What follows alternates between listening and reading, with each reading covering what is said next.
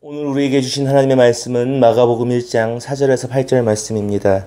세례 요한이 광야에 이르러 죄사함을 받게 하는 회개의 세례를 전파하니 온 유대 지방과 예루살렘 사람이 다 나아가 자기 죄를 자복하고 요단강에서 그에게 세례를 받더라. 요한은 낙타털 옷을 입고 허리에 가죽띠를 띠고 메뚜기와 석청을 먹더라. 그가 전파하여 이르되 나보다 능력 많으신 이가 내 뒤에 오시나니 나는 굽혀 그의 신발끈을 풀기도 감당하지 못하겠노라.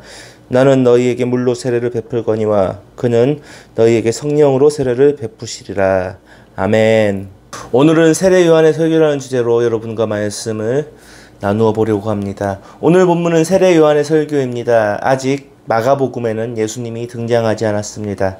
세례 요한은 광야에서 사람들에게 설교하였습니다. 세례 요한은 유대인들에게 제사함을 받게 하는 회개의 세례를 선포했고 자신 뒤에 오실 이가 있다며 예수님에 대해 설교했습니다. 그런데 세례 요한이 말하는 이 설교는 유대인들에게는 그냥 평범한 예언자가 하는 설교가 아니었습니다. 세례 요한의 설교는 유대인들을 놀라게 하는 설교였기 때문입니다. 세례 요한은 예수님 이전에 있던 선지자였습니다.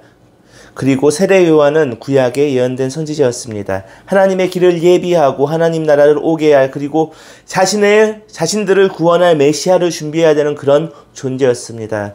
그런데 오늘 세례 요한은 유대와 유대인들에게 무엇을 이야기하고 있나요? 그들은 생각하지 못한 것을 예언했습니다. 오늘 본문에서 세례 요한은 제사함을 받게 하는 회개의 세례를 전파하고 있었습니다. 많은 사람들이 하나님의 표적을 구했지만 이런 것들이라고는 생각을 하지 못했습니다. 그 당시 유대인들은 새로운 메시아가 나타나면 자신들을 위해 로마와 맞서 싸워 독립을 이루어 줄 것이라 생각했습니다. 그런데 세례 요한은 오늘 무엇라 외치고 있습니까? 회개의 세례를 받으라 라고 말합니다. 세례 요한이 나타났을 때 많은 사람들이 또한 당황했습니다. 그 당시 헤롯 왕과 유대교 지도자들은 세례 요한의 등장에 매우 당황했습니다. 특히 헤롯 왕에게는 매우 불편한 존재였습니다. 세례 요한은 많은 사람들이 따르던 선지자였습니다. 그뿐만 아니었습니다. 세례 요한은 헤롯 왕과를 부패타, 특히 자신의 동생이 부인 헤로디아와 결혼하였기 때문에 도덕적으로 해이해졌다라고 헤롯 왕과를 지적했습니다. 헤롯 왕에게는 세례 요한이라는 사람은 자신의 권력을 유지하는 데 위협을 주는 사람이라 생각했을 것입니다. 그렇다면 유대교 지도자들은 어떤 생각을 했을까요? 사두개인과 바리새인들은 그들의 세례 요한을 찾아가도 물세례를 받을 수 없었습니다.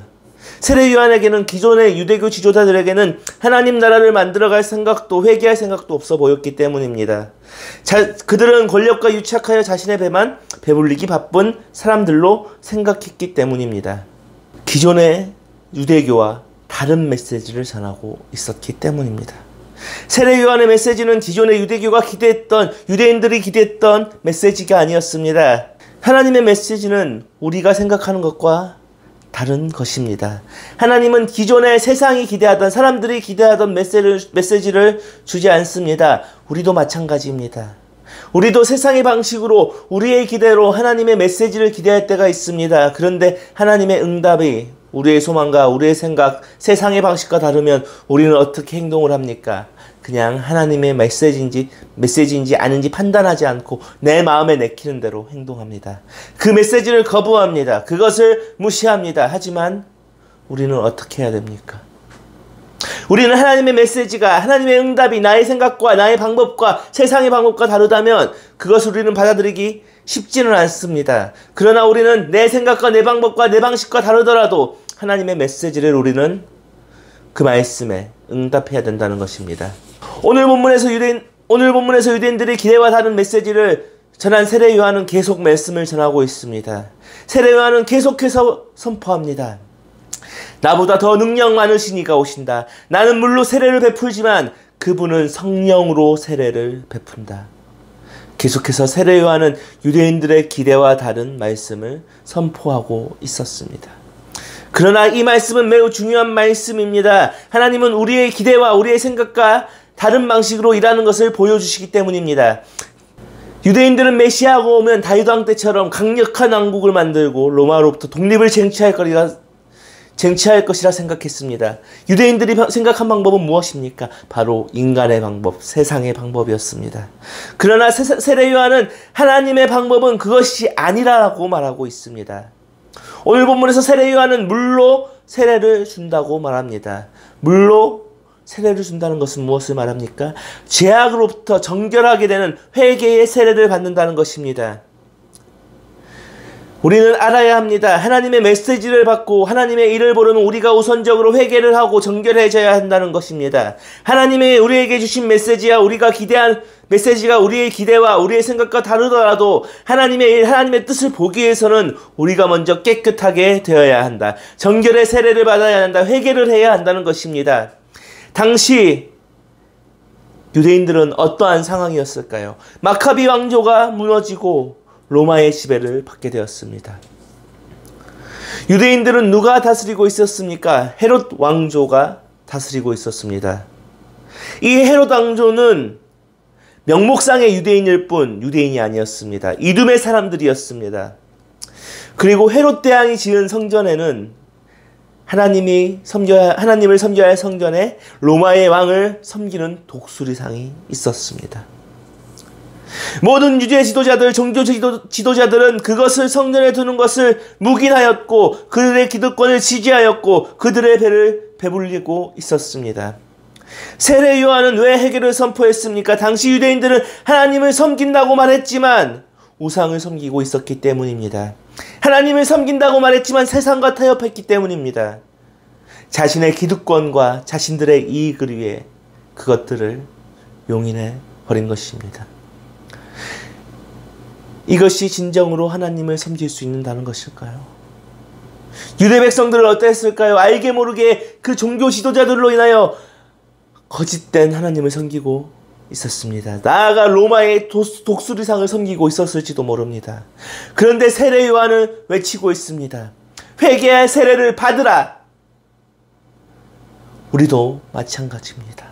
우리가 하나님의 뜻을 알고 하나님의 일을 보려면 하나님의 그 역사 가운데 일부가 되려면 우리는 하나님 앞에 정결케 되어야 합니다.